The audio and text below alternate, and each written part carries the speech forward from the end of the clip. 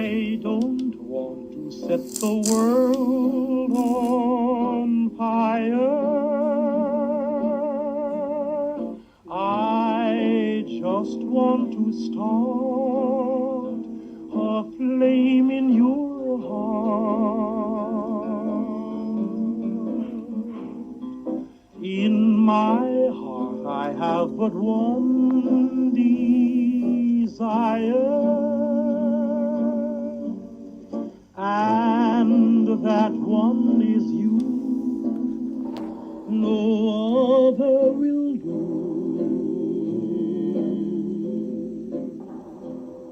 I've lost all ambition for worldly acclaim. I just want to be the one you love.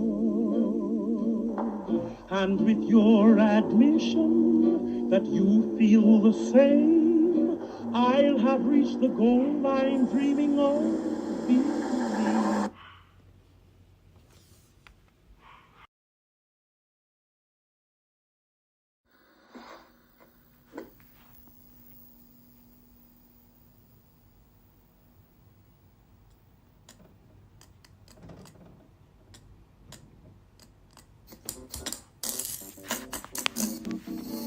I don't want to set the world on fire. I just want to start a flame in your heart.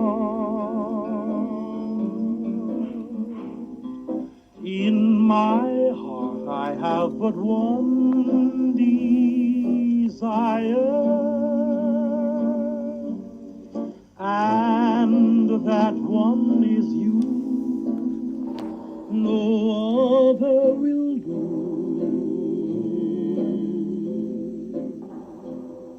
I've lost all ambition for worldly acclaim. I just want to be the one you love. And with your admission that you feel the same, I'll have reached the goal I'm dreaming of. Believe.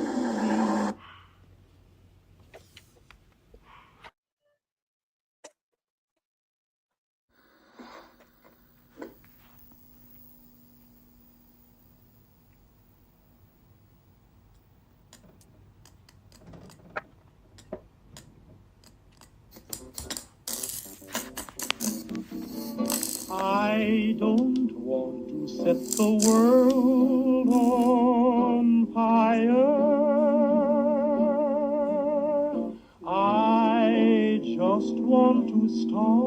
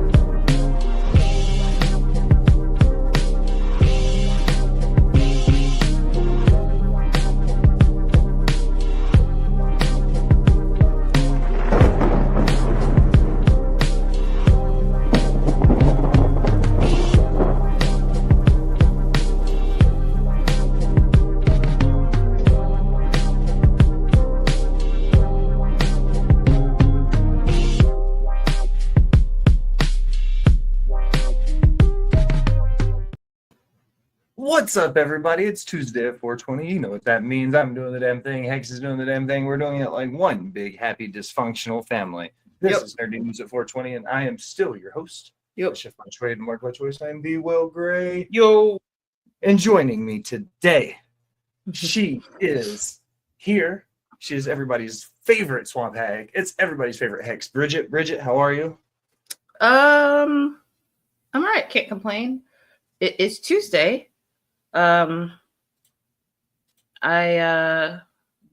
texted you this morning when I was going to bed. As you were going to bed. At 6, around that time, roughly, I think. Stayed up all night playing Core Keeper. Getting my ass beat, but it's fine. No hard feelings. Just been chilling otherwise, though. I'm not sure why I'd be all pixely. I'm not very happy with it. What's up, JJ? Al's here, Cam's here, Quan's here, Des is here. It's good to see everyone. I don't know what was happening. I was trying to fix the stream from the other day when it was all janky. And then in the process, I knocked a bong over, spilled bong water all over my desk. Then I spilled a Dr. Pepper on my desk. Oh, Butterfingers. All in the process of trying to get this stream going. So it's been a fucking fiasco so far, ladies and gentlemen. I'm on the Mac now. I'm back on the Mac, and that's what was causing me all the stress, was trying to fix the laptop. This brand new Will has Spectrum. Will has lots of issues. The PC does not like Twitch. I can stream all fucking day and night on TikTok Studio, 0 issues. The moment I try to do anything on Twitch, the laptop shits the bed. Yeah, I think Twitch is a little demanding sometimes. I don't know what to tell you. I can't fix it. Like, It's good. okay. Okay. I'm all pixely. Fantastic. I can't do anything about it. You just look like a really cool, like 2D version of yourself. I'm into it. Like, all my settings, literally, I'm on the Mac. All my settings are the same.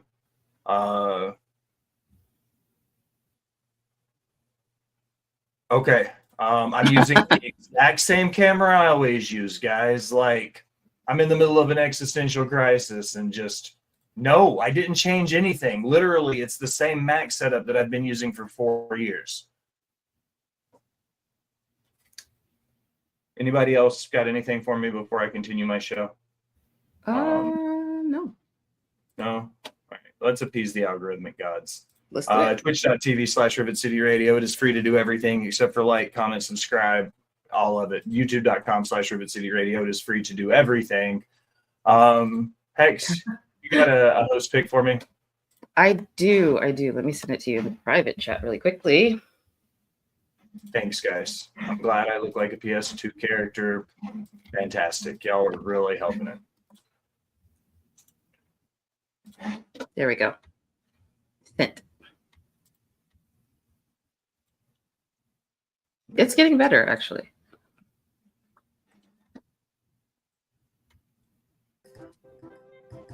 Restart this. There we go. So what are we watching?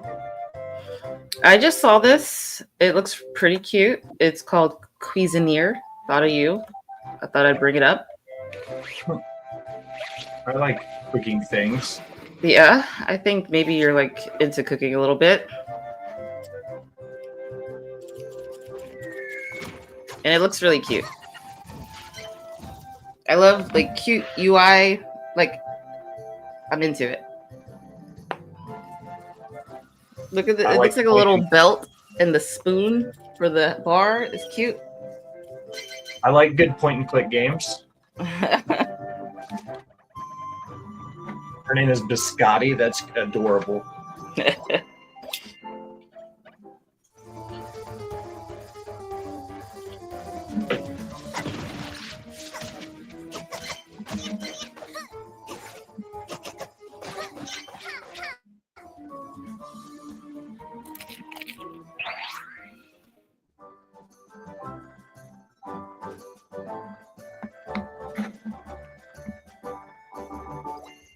Even the video has the frame ratings. Okay, good. So it's not just, it's just shitty Wi-Fi.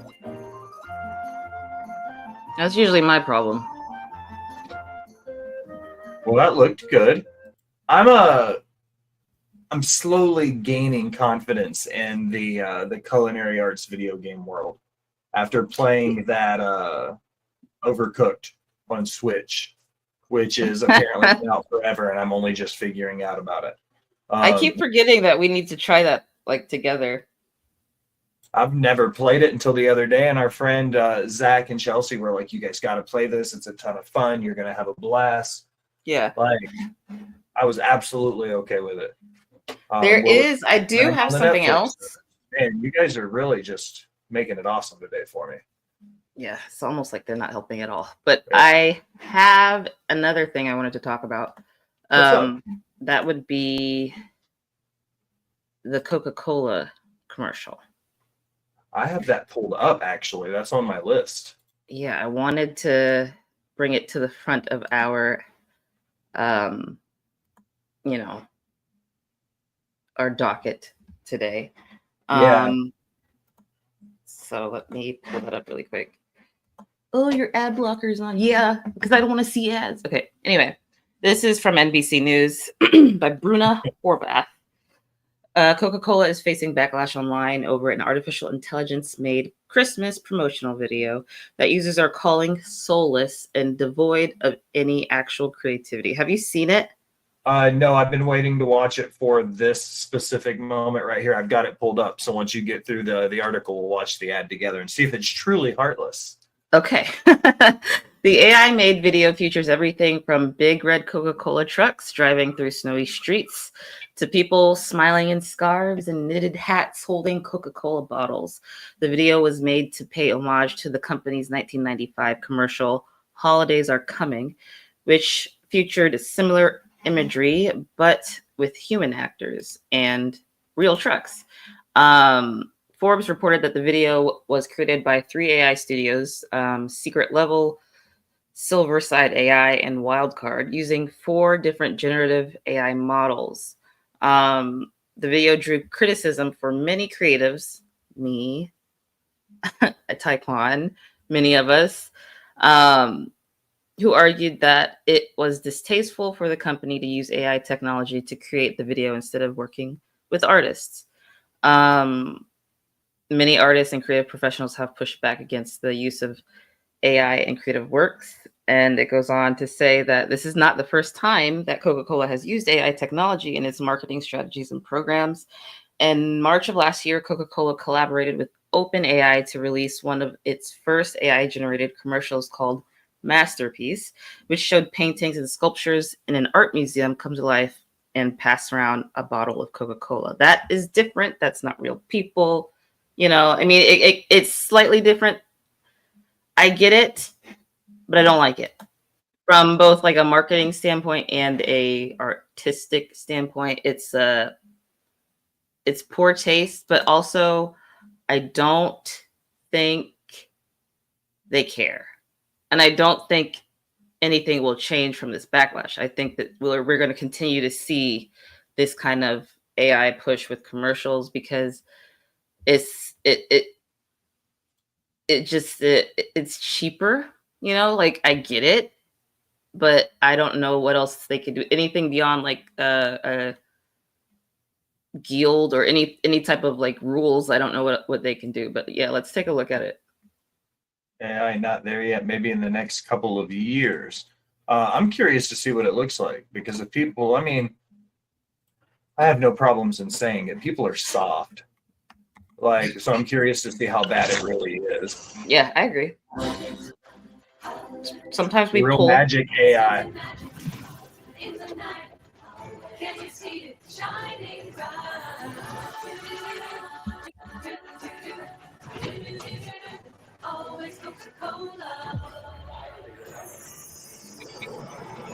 There is no creativity anymore. And I'm going to send you a link to the original, the one that they're paying homage to as well. Okay. I think that one that looked fake as shit. It's just obvious, I think that's where the fault is in. Like it's done, we're going to see the commercial. They're not going to pull it. But it's just kind of obvious. It is very obvious. Funny how AI can't do text. It's very funny. It can't do simple things like real basic text lines like, hey, I need a flyer that says, come to my barbecue.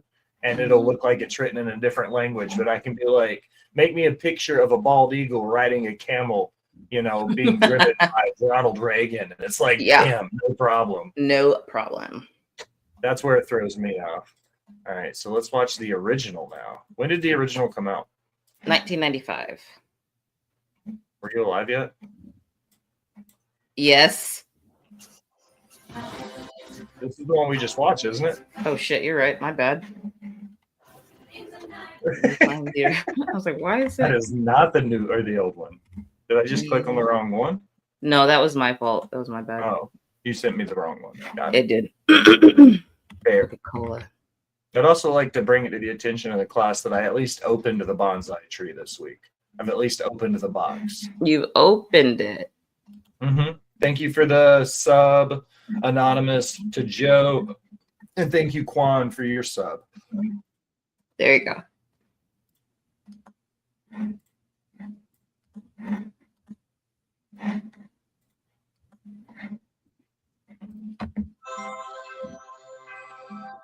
This is the original holidays we're coming off. Correct.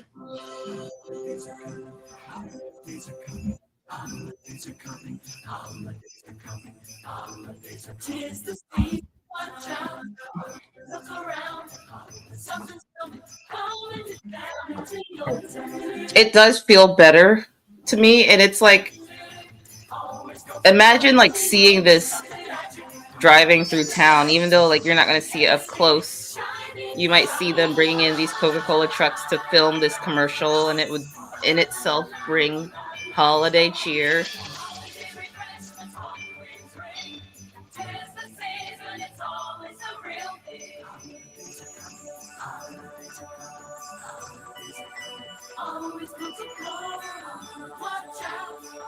I don't get it. What's the uproar about? I think ultimately it's more or less about the AI being used, less about the actual commercial and the quality of it. More so, let's not go in this direction if we can help it, if that makes sense. That's at least how I'm interpreting it. Skynet. They're worried. Mm. That's exactly what it is. Is this a tin hat moment? Yeah. Okay.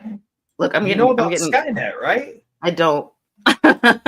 It's from the Terminator series. They're the computer systems that take everything over. Oh. It's Skynet. That's what we're getting into. Is it's Skynet? AI will eventually. See, Cam knows we're doomed. Doomed, I tell you. Tin hats in the chat, please. Right. Tinfoil hats in the chat. My host pick comes from our boy that Dins, Hex. Ryan.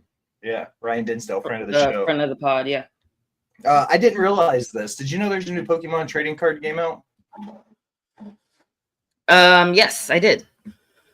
Our boy Dins eloquently puts it as a payday because the Pokemon TCG Pocket estimated to have made $120 million in 3 weeks.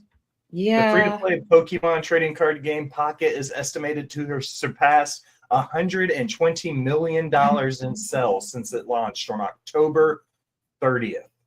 Okay. Wow. PocketGamer.biz cited figures for AppMagic that estimated the digital card game hit 100 million after 17 days and has now crossed the $120.8 million line.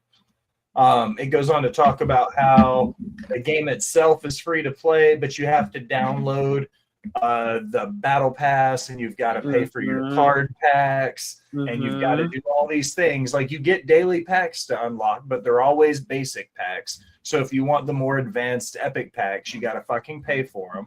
Of course. What do you think about this and the whole thing of hitting a 120 mil in 2 weeks? Like, that's a real number. It's a big number. I'm sure they're pleased. It's gambling, arguably, because you pay for your pack, you don't get what you want. You get doubles. I have stacks of doubles that I mail to like friends who don't have them, and even though it's like online, it's you want what you want, and especially because people are like making decks and stuff in order to like the best decks for to win, and you're gonna want to complete that deck or copy that deck that the best person has made out to win. And it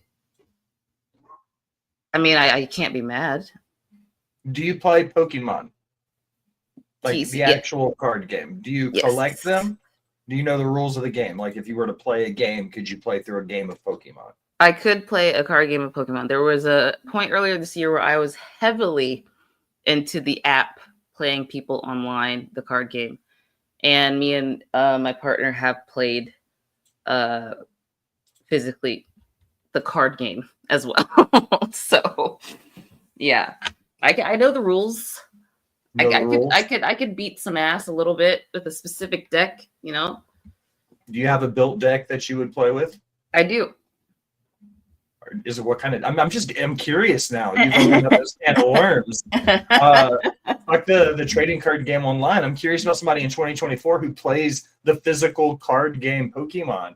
What's your main? Do you have like a main like element style that you play with? I like to use the steel deck that has God, what's that Pokemon's name that I can't think of right now? He's basically Steelix? I like the one that evolves from Onyx. It's a newer Pokemon. He looks like coins. He looks like money. And it's my favorite deck to use because it involves a lot of drawing cards and stacking and evolving and making sure that my opponent can't hurt me. You know, like I'm into it. You like it's a good card game. I also like the there's a deck that involves Gardevoir, which is a psychic Pokemon. That psychic deck is pretty good as well. But yeah. It's Bald Eagle riding a camel with Rattle Dragon. Well, Dingo, thank you. Yeah. That's how quickly AI can get the job done. But when I say I need my menu to say fried avocado, please, it's like for flicking. Okay, but like what is it behind him? Like, what is that? It's a camel with a creepy eye and a bald I was eagle. like, is that a bald eagle? It's like a creepy ass camel. That's a creepy ass camel, if you ask me. Is it considered a furry if a chick dresses up as Pikachu? Yes. Yeah, it's 100%. Yeah. Once you put the suit on, it's on. I didn't know they still made the cards. That Goldingo deck is really good. AJ, I did not realize you were into. Squid Game article is on the list, AJ. Yes, it is. It's close enough on my phone. That's what she made on her phone. She was able to pull that together that quickly. Wow. Did you get into Pokemon Go? Have we ever had that conversation? I don't think we've had that conversation, but yes, when it was peak, I was playing Pokemon Go. My partner was playing it this year still. I played very recently. I played in 2023 was the last year when I quit playing. I'm in my 30s. I'm like a 34, I think. And AJ says, yeah, he's super into Pokemon. I knew it. I didn't realize he still played the game. What's up, Dad Hat? You're just starting your day. You probably got to head to work in a couple hours, or you're on the way to work now, one of the two. Hi, Dad. It's almost 5 o'clock. It's good to see you guys, everybody hanging out with us today in the chat. Let's get into some nerdy news. Right. And we're going to watch some trailers and talk about some shit. And then at the end of the episode, we're bringing it back, ladies and gentlemen. We're going to be talking about some Cowboy Bebop. We watched an episode today. All right, this is a Shiny Rayquaza. Yes. Shiny Rayquaza. Rayquaza is a legendary type. The shiny events are always good because that's like almost your only chance to get shinies of a specific. So usually the legendary types. And he's got a good color palette. Sometimes I feel like the shiny color palette is stupid. They look a lot like watermelons because it's like greens and pinks always seem to be popping up. But very cool. One of the things I think they do best with this is the animation is always on point. It's just kind of heartwarming. Yeah. Pokemon anime coming out on Netflix on Friday. Damn, AJ, you are like full of the anime news, broski. I had no idea. Yeah, where was all this? I needed this. I needed this version of AJ.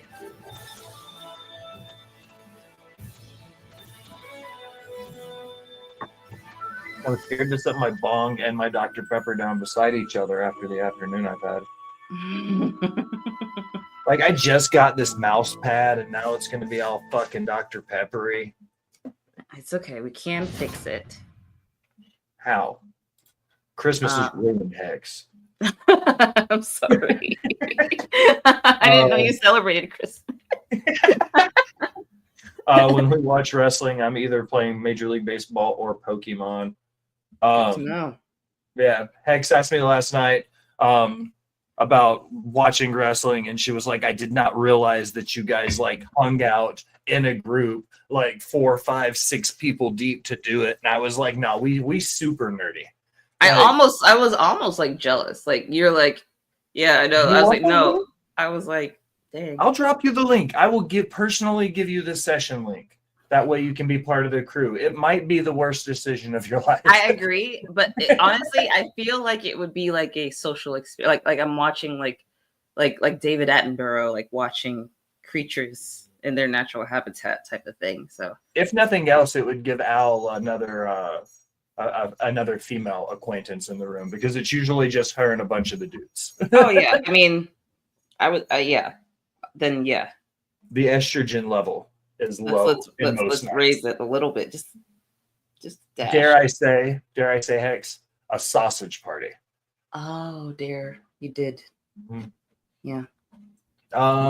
This is coming from like a real news source. We're reporting like real news now. It's coming from the New York Post, Hex. Oh shit, yeah. Adriana Diaz writes that Apple discontinues popular accessory that many people need. What could it be? The dongle. It's the dongle. Apple appears to have quietly discontinued a popular accessory that was once essential for some iPhone users. The 3.5 millimeter lightning to headphone jack adapter has been sold out on both the UK and US Apple websites for some time now. Essentially, I'm going to show you so you guys go, what the fuck is that? It's the dongle. Everybody knows what this piece of equipment looks like because we've all had to use it at some point. Everyone that has had an when I learned that that's what it was called, it was like a day. I was going around telling everybody like, hey, did you know this thing is called a dongle? You know, like it was like news to me that that's what that thing is called. A dongle. You're just like, that just sounds so dirty. Am I allowed to say this? Oh my god, like where's your dongle? You know, if you have an older iPhone and you have an aux cord in your car, you're gonna need this dongle. You know, if you don't have like Bluetooth. My mom requires a dongle, which is the sentence that I did just say. And it's a choice, but it's a very Apple choice. Like I'm not surprised by this, you know. When they made the switch over and we lost the ability to plug in a headphone adapter, all of my lapel mics I would use for shows, for when I would do like in-person interviews, plugged in through one of those. So at one point, Al and I had bought a like overseas off-brand version. We bought like a 5-pack for like $10 of them, because I would lose them so often that we had to buy me like a pack of 5. So that I would always have a dongle or 2 with me, because we would get to the show and I wouldn't have the fucking adapter piece to plug my mic in or some shit. So we ended up buying me like a small pack that had like 5 of them. No, yeah, they're very losable. They're very smart. I always thought the people who were like, I never understood people who lost their like Apple products like that, right? And then I'm the same dude who lost a pair of my AirPod Pros. Like charging case and all, lost it, just gone, never saw it after that day. And I was like, how the fuck does that even happen? I mean, it is very losable, honestly. I don't blame you. Really don't. One on my nightstand right now. Dad has got a dongle in his nightstand. Oh. Oh. Oh. I don't know why I made that sound. What was Kenan Thompson's name? The dude on All That and the French guy in the bathtub. Couldn't tell you, but I'm sure that somebody will. You're not old enough to know what All That Yep. is anymore. Yeah. He played a French dude and he would give you French lessons. Senor Escargot. There you go. Thank you. Right. This coming from Variety.com. It's our boy Jack Dunn. Ryan Dinsdale better watch out. Pierre Escargot. Pierre Escargot. Pierre Escargot. Fuck, I can't even fake a French accent. That's how much I dislike them. Squid Game video game sets launch date at Netflix. That's not a sentence I thought I would read. Netflix has set the December 17th release date for its new Bloody Party Royale mobile game, Squid Game Unleashed. That tagline made me interested to play it just off of it alone. It's based on the Korean drama thriller that became the streamer's most popular show ever, hard to believe, in 2021. Squid Game Unleashed will be available to play on the Netflix app. Pre-registration for the game is now open, and potential players can sign up to be among the first to compete for the virtual prize pot of 45.6 billion Korean won. The Squid Game Unleashed release date announcement comes with a debut of a new trailer, which showcases droves of players and characters competing in a series of Squid Game-esque challenges. Okay. Where's the fucking video at then? I was like, do we get like the visual? Yeah, it's at the very bottom of the page because it's fucking Variety. And they want to keep you on their website as long as possible until you... Fair.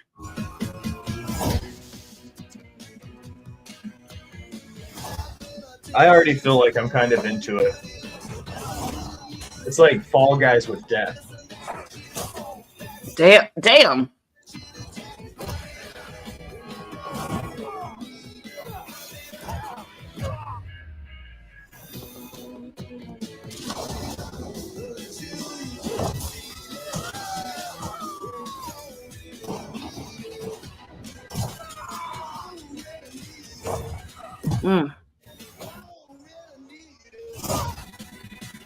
I'm here for it. It's like Fall Guys with death. That's 100% what that is. I'm curious. We did not see like a rating, like an age rating. I wonder if Netflix has to go through the same video game rating protocols that like Bethesda ESRB. They have to. They must. Yeah, the ESRB. You think it's all going to be the same because it's Netflix and it's pay to play? Yeah, I mean, I'm confident that on the kids' like profile on my Netflix account, that's not going to just be at the top of the list. But I do think that there needs to be something in between, like, I don't know, like verify your age. Like, I don't know. Like something. Is your age verifiable? Like I don't, it's interesting to me because of all the blood and guts, and I'm like going on a tangent thinking about like how okay we are with just like sitting here like watching that. Like I talk about it all the time. Like I just watched like Game of Thrones and would just like be eating my dinner and like people are getting like raped, stabbed, and fucking heads cut off. And I'm like, I would be like, is this normal? Like we're desensitized. Okay? Like yeah, and I'm like, yeah, I guess it doesn't really matter. As the two ends of the millennium spectrum, as an older millennial and as a younger millennial, okay? Mm-hmm. Like we have been desensitized because of everything we've survived in our lifetime. True. Like that's just the reality of it. Yeah. Yeah. I had something else that was the Netflix news. It was the Tyson fight. That's what the other Netflix news. So the article I closed it by accident, but essentially the CEO of Netflix came out and was like, hey, our bad. We realized we kind of dropped the ball with that. Did they, though? It was 60 million people. How do you prepare for that? How? You can't. You can't. When you start counting in percentage points of the world's population, you're like, it's kind of hard for a server to like prepare. Yeah. Like There's just no way. Yeah, the biggest companies on the planet have never done that. The biggest, most watched boxing match of all time was only like 6 million people until the other night. Wow. Yeah. I just recently saw that the Christmas football will be streaming on Netflix. Correct. So now we're all wondering, are they going to be able to be prepared enough for that? See, I don't want to be a negative, like a naysayer or talk shit about Netflix, because I've always been pretty happy with their software, the shit they do. But yeah, it's really Beyonce. Like I don't care. I will be there for halftime though, you know? And I think that's where we see a lot of people tuning in anyway. A lot more people. You think about the fact that Prime Video, they've had like a 3-year head start on this because they've been doing the fucking NFL stuff for 3 years. How could Netflix not be better prepared for what they're doing? Yeah, well, I guess time will tell.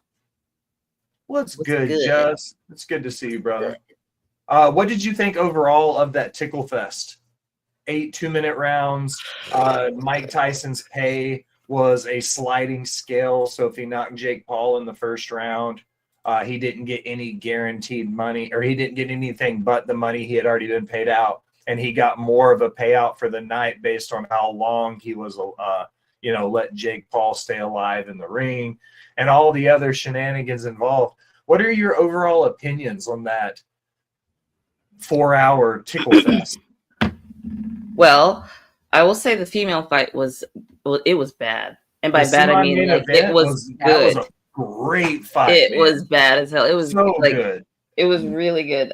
We were just like betting, hypothetically, taking shots every time somebody took a knee or fell down. It was really good. Though it's funny, I brought up to Marquise, I was like, do you think that this is scripted? Not necessarily scripted, but I was like, in some ways, as someone who's on the outskirts, the suburbs of wrestling, I don't live there, but I see them. I'm like, oh, hey. And I know that there's storylines there. And I was like, do you think this is like a storyline happening here? Because everybody was thinking that Mike Tyson would beat his ass, or should. I think maybe we wanted him to, not necessarily that he was. It wasn't that he was going to. Yeah, we just wanted him to. We let ourselves down. You're absolutely right. We let ourselves down at the core of it, because we all sit here and we said, you know what? He's gonna fucking kill him. He's just gonna fucking kill his little punk YouTuber ass. And then his knees locked up, and we were like, oh shit. He's not gonna fucking kill him. God damn it, Jake Paul is gonna win by the 5th round. I was like, Jake Paul's about to win this fucking match by decision. The thing is, I think that if he really wanted to, I do think he could have. I do think it could be like a simply like. I think the thing with Mike is that he just needed to do it very quickly. And so he wasn't able to do it. It was like he's not gonna last that long. So the power from him needs to shut up. It needs to come as soon as possible. So that's also what she said. I know. I was like, you were like halfway through, and you were like, "Fuck, God damn it, I walked into this one." Yeah. But I mean, it was what it was. We all watched it. His ass was out at one point. I laughed my ass off at his ass being out. That was the worst buffering point ever. For that to be the point where we start buffering is Mike Tyson's like bare ass. Why is homie walking around in a thong and a sumo suit? Like, what was? I was like, what is happening? I'm not even going to say I'm a professional boxer, but I have helped people get ready for boxing matches, and I have been a part of the process. I have never seen someone wear anything remotely close to whatever the fuck that was, whatever that was. Never in my life have I ever seen anything like that. Yeah. Like, if somebody can tell me what that was, I would love to know. Chat, let me know. After the 2 light heavyweight champion boxing called out Jake Paul for a title fight, apparently one of the current standing WCB heavyweight champions called him out as well, and Jake Paul sent him a ticket machine and told him to take a number. Wow. Like, you little cocky son of a bitch. The only person to have beat him is Tyson Fury. Are we to a point now where somebody has to lay his ass out? I mean, I saw that Jake is interested in fighting Conor McGregor now. And he said he wants to fight Conor wants to fight him at 170, and Jake says he's not losing that much weight to do it. And Conor doesn't want to gain and meet him. Is that one of those meet him halfway kind of things? I guess so. And a dude got jumped in the corner. What? Yeah, but yeah. It was Tyson Fury's little brother. That's right, not Tyson Fury. It was what the fuck, whatever his name was. I don't. The entrance though was something else. Did you notice how he sang every single fucking word to that song? Yes. The whole way in. That was my biggest takeaway was that motherfucker sang every single word. He's been waiting and for the this. guy got humped in the corner. Oh, not jumped. I didn't even notice somebody getting humped in the corner, but I was more curious about somebody getting jumped and me not notice it. We've got a couple. Let's watch 2 trailers, and then we'll close with some Cowboy Bebop. MMA guys will talk the fight because Dana White pays them $15 and a handshake. It's better than a hot dog and a handshake, which they get at the WWE. That's all about the change now. TKO's about to pay everybody because their new deals are fucking ridiculous. We've got one is called The Nutcracker. It's a comedy with Ben Stiller. Back in Action, Jamie Foxx and Cameron Diaz. The Final Gladiator, one called The Studio, which is a Seth Rogen TV show, and the new Walking Dead series with Daryl Dixon. The only thing that you have said so far that I actually am curious about is the Seth Rogen one. All right, let's watch that one first, and then I want to watch the Walking Dead one. Okay. So I'm glad you picked the Seth Rogen one because I didn't know which one to pick. Because right now we get to watch both. Because like Ben Stiller, wait, that's a whole nother in all this. Yeah, it's not really my. I got it. Yeah. Yeah. I love movies. I know I'm supposed to love Ben But Stiller now I in have this period. fear that Are you? my job is to ruin it. I liked Mystery Men. That was Love a that great movie. movie. is a meat grinder. I get told rather often I look like Seth Rogen. Do you think I look like Seth Rogen? The Continental, we don't make fartsy films. I'm wondering if that's low-key racist to say that to you, because it's just beard and hair. Being the head of Continental, Beard, hair, and glasses. Yeah, it's like when people are like, all black people look the same, or that's like all Jewish men look the same type of thing. All Jewish men look the same kind of thing. Like, you feel a little bad by saying that. I mean, but you're fuck, you kind of do look like. I mean, no, not even. I'm like, I don't think so at all. Really? Yeah, I don't think so. I said ew. I'm gonna watch it just because I'm a Seth Rogen fan, but I was curious about your take because I have been told that I look like him. I mean, I think it's like also, and he smokes. There's that also. It's like you guys are like you'd be friends, or you might look like brothers, but you don't. Literally, maybe not even bone structure. I don't fucking know. It's just beard, glasses, hair, weed. That's like what people are thinking of. We have the same personality traits, and we just happen to be Jewish. Like, I would smoke pot with Seth. I would 100% smoke weed with Seth. Don't take this, only 75%. Yeah, you don't. Jess says I don't look anything like it. You don't. It's just Daryl Dixon. I feel like that just blew by and I didn't even pay any attention to it. Are we tired of it? No. Walking Dead? Yeah. I quit watching when Rick left. We're gonna watch this 60-second Gladiator trailer instead because I feel like that was a fucking nothing. That was 40 Friday. seconds. Audiences everywhere. You know, it's funny. Me and Ty have been talking about Wicked a lot lately because it's been in my face constantly. The marketing for Wicked, and I thought it was out already. That's how much of it has been in my face. I don't think so. I think Wicked comes out Thanksgiving weekend. But yeah, it literally. Oh, comes when does out Wicked come out? like next week. That would be Thanksgiving week. Yeah. Oh my god. The 22nd. So yeah, sometime. Yeah, this coming week. That's this weekend. That's this weekend. I am looking forward to it. Gladiator. Do you want to see it? Just send it to me on something. Comes out Friday. For the game. Gladiator. I'll probably watch it when I'm back home because I don't like the movie theaters here. They're creepy. You don't like the movie theaters here where Yeah. you live, but Yeah. when you say back home, you're talking. I'm talking about Atlanta. So I know it's so like, and I'm not trying to dox you or put your information out there. You're like, when I get back home, I'm like, you are home. Like this is where you live. X. No, it's not. I don't live here. When I get back home, like what? You like I was No. at first I was like, I know what she's talking about, and I was like, When I go home for the holidays, is really what I mean. all right. We're gonna bebop some Cowboys. Let's be Bebop. Boop. What did you think?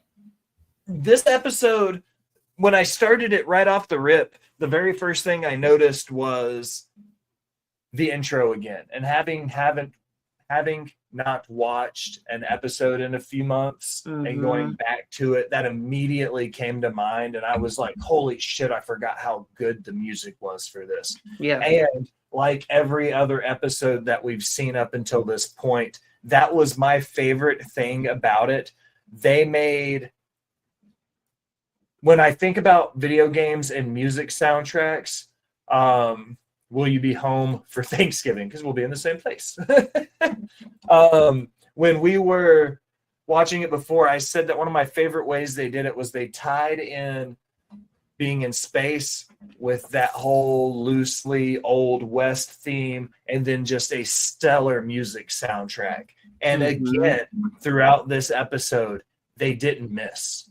From the very beginning till the very end, it was perfectly done as far as music and the way it was shot and the way and I like that you could just pick an episode and watch it. You know what I mean? There's the minute things that tie it all together could just be those, and you not even think about it because you could watch one episode and be like, that was dope. Yeah. You know what and I mean? and not have watched any other like leading up to that point and still feel like you're gathering and absorbing the story. Yeah. Yeah, that's the way I was. I was like, now that I've seen it and then I didn't go back and rewatch it, by the time I finished the episode, I was like, I don't feel like I needed to have rewatched it because you didn't have to understand what previously happened for this part of the story to make sense. You know? I almost feel like it's better that kind of happened because this episode is not really one that it's not a bad episode, like obviously, but like after the previous one that we just watched, it may be like a little bit of a like, well, that other one though, that was really good. But since we've had some space and time in between these two episodes, 5 and 6, like I think that worked out in our favor for this. Well, this episode, if we had watched 5 and 6 and then we watched it all together, this episode would have been the breather episode. Because there was so much so much action in the previous two episodes building to where we were here. And we had all the character development to fill out the ship. And, you know, this episode was a breathing point where all the characters kind of coexisted. They did the same bounty hunt they do in every single. We're on it was episode 6. Yeah, session 6 called Sympathy. Or not Sympathy, Symphony, I think actually is what it was called, for the Devil or something like that. Symphony Sympathy for the Devil. Yeah. the transitions, this one seemed less actiony. It still had a good shootout, but there didn't seem as much action in it as before. And I noticed there seemed to be a lot more dead people. Like the dude they were the first guy that they were going for, I can't remember his name. Giraffe. Yeah, I think he was the first bounty in the episode, and they had to keep him alive. And as soon as he flew out the window, we were like, ah. Yeah, I was like, there goes the bounty. And then it was like throughout the episode, like there just seemed to be, there wasn't as much action, but there seemed to be an equal amount of death in this episode. It's a very heavy episode. It feels very symbolic, especially coming from Japan. It feels very heavy. Quan a lot of symbolism. He hates how I talk about anime because I don't remember names well enough. I can tell you when they were after the dude and he got beat up and flown out the window and then he died. Like, yeah. Quan's like, what are you talking about? Giraffe was shot and flew out the window, and that giraffe was the bounty. But yeah, it felt very nuclear, literally. I feel like it is a very good episode to watch. And it adds some depth to the characters as well. You're wondering, like, okay, who was that a nightmare? Was that Spike past something that happened to him? Is it the child that we're seeing, the experiments that he's been through? You know, like, what are we seeing? But regardless, it was heavy and we felt it. Full disclosure, and I'm glad hearing you say like it was a heavy episode, because I'm a very can watch it and take notes while I'm working kind of person. I've never had an issue doing that kind of stuff.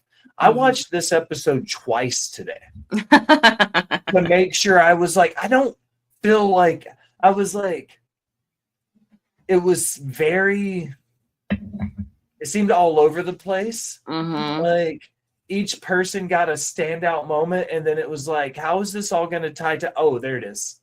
Like, it was very I want you guys to understand how hard I'm laughing. I don't understand it, Quan. My anime brain cannot wrap my head around the storytelling of that episode.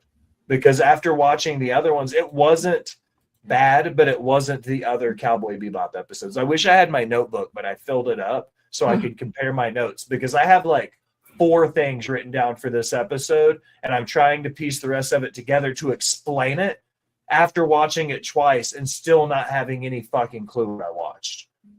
But you know that you liked it. Yeah, I want to go see what happens in the next episode now, because I remember the action and everything that was happening. And then this episode, I was like, what?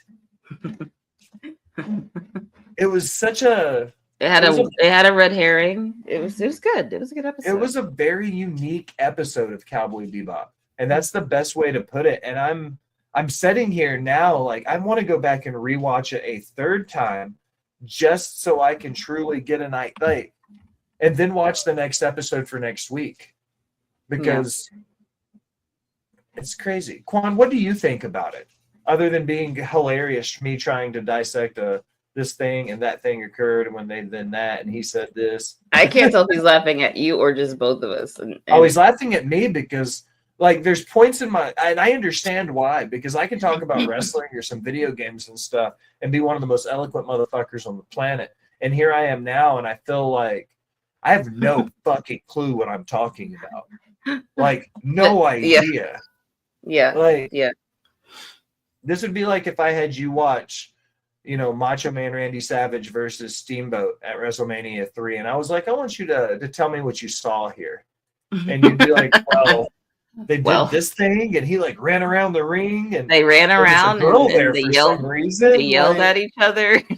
That's how I feel like this. This is like me trying to get somebody to watch that and have a conversation with me about it, not knowing anything about wrestling. Because I feel like somebody who knows anime and understands this series as a whole is going to be like, these things matter because they're going to come back here or something. You know what I mean? Like, this episode will matter. Yeah. I really enjoyed seeing another cowboy. Honestly, I thought that was. I mean, seeing again. I guess like you had Fatty River, I think was his name, and like and in that moment, once they saw him, they're like, oh shit, like he's probably here for the same bounty. Like we got to distract him so that we can go after it. But it was really cool to see the competitive situation between them. I enjoyed it. And when Faye was eating the dog food, I was like, oh my god. She was like, you gotta work for what you get. This is my dog food. The dog is my favorite character. And I think Faye might be my second favorite character, and neither one of them are the main characters of the show. Like, she said, those who don't work don't eat. Women are grand by birth. Yep. And that the opening scene was her and the dog, and like the dog looked so confused what she was doing. It was like, wait, bitch, are you gonna eat that? And then listening to her monologue, like she's explaining to the dog why it's happening. Mm-hmm. Just like explaining the hierarchy of why she's eating his food. Yeah. Yeah. That was the one part of the episode I truly understood. Quan's like, yep, I can't laugh at that. That's the one part Will got right. Will understood the symbolism of woman eating dog food and not feeding her dog. Like, I think it's interesting though, it makes us wonder a little bit what is driving Spike, because the bounty has been done lost. They could have moved on, but he chose not to. And I feel like there was a line there, I don't remember what it was, like something like how men are bound by honor or something like that. And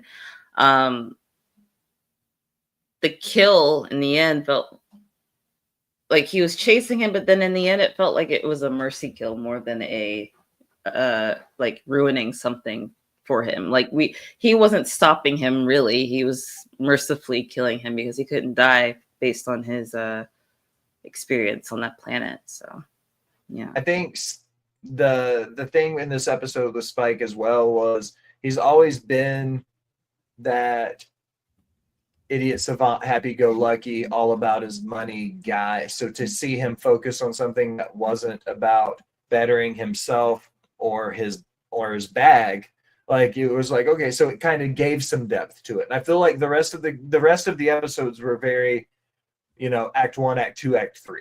Yeah. You know what I mean? Yeah. This one, it didn't have that same formula as the other episodes. And I think that's what maybe has made it so hard for my little novice brain to wrap my head around, is that it wasn't the precise same. It was close enough that you could watch it independently, same as the other episodes, but it wasn't that easy. You know what I mean? Yeah. There's a little bit more to this episode, and I'm curious to see if they make it throughout the entire series that way, where they kind of blend in both styles together. You know what I mean? Yeah. And just to wrap it, like, I do have some trivia for you. Mm-hmm. During the initial broadcast of this episode, it was removed from the lineup because of 9/11, and we have imagery of somebody jumping out of a window or being shot out of a window and falling down to his death. And then also when the child character was emerging from rubble of a destroyed building after, like, because of that, there was a choice to, not include that in the initial broadcast of the show. Now that you say that, like, thinking about this coming out in 2001-ish, like, holy shit. Yeah. Yeah, I can understand why that wouldn't have aired. Yeah. Like, I get that. I You get it. that? You get it? Yeah. I understand. All right. Yeah. Next week, episode 7. Okay. Let's get it. We'll get back into the routine of it. And I'll take better notes. I'll be better prepared. Maybe this one won't make me think as hard, and it'll have a lot more witty one-liners for you. I mean, honestly, I'm happy to know that it's it was so stunning that you couldn't even do the thing. You know, it was just. I watched it twice because I watched it the first time while I was working, and I was like, I don't feel like there was enough to like. And a lot of times I say it in jest, and it's mostly satire, and I'll like poke fun at it. And there just wasn't a lot I could poke fun at. I was like, this is just good to watch. And then rewatching it, I was like, it was the same but different. Like that meme. It's like the same but different. It's definitely the type of show that even in like 5 years, if you choose to rewatch it, you'll still be picking up on new things. And that's the best part about Bebop. Fucking verbalize. I refuse to, Quan. I refuse. Leave him alone. This is his first study. This is his first class in anime. I need to next time I'll be better prepared for you. I'll have much more written down. I have no issues. I guess better prepared for Quan because I'm more prepared happy. for Quan for next week. Yes. Yeah. Absolutely. All right. That was it. It's an easy hour. Started a little shaky because of my fucking computer issues, but we closed strong. Yeah. Hex, tell everybody where to find you. What's new and exciting? What you got going on? Sure. You can find me on Twitter and OnlyFans at its_ppower, and then on Instagram at its.ppower. I have a order coming soon from Savage Fenty that I will be unboxing live on OnlyFans, so please tune in if you're into that type of thing. And yeah, that's it for me. Remember to follow us anywhere you do anything on the internet, Facebook, Instagram, iHeartRadio, Google, all of those things and all the places. If you look for the Boss Bitch, you look for It's P Power. If you look for Jaxo 2020 or The Will Gray, Botchbots and Chair Shots or Rivet City Radio, you'll find any of and all of us in all those places. Discord link in the bio. That's a direct link to all the hosts, producers, content creators, and minds behind Rivet City Radio. There is another one for merch. T-shirts, hats, boxers with Bo's face on it, all the things and all the places. Most importantly is Amazon Prime. With Amazon Prime, you get a free Prime gaming subscription. Log in to Twitch, give it to us, give it to Sheila Showcase, give it to Creation World, give it to Off the Top Media, give it to any and all my friends, just as long as Jeff Bezos doesn't get it. Hex, anything for the class? That's it. I got nothing. For Hex, my homegirl Bridget, and The Will Gray. Thanks for stopping by and listening, my people. Bye.